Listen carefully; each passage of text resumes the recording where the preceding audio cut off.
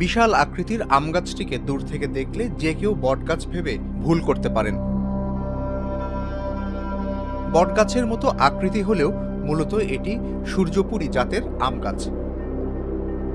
ঠাকুরগাঁওয়ের বালিয়াডাঙ্গি উপজেলার মন্ডুমালা গ্রামে আম গাছটির সঠিক বয়স জানা যায় না।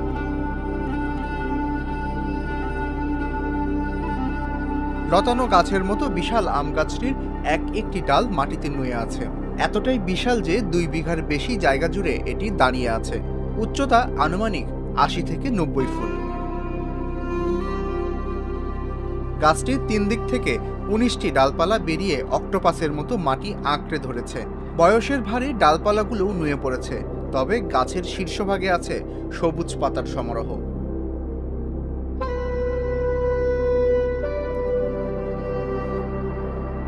গাছটিতে এবছরও আম ধরেছে।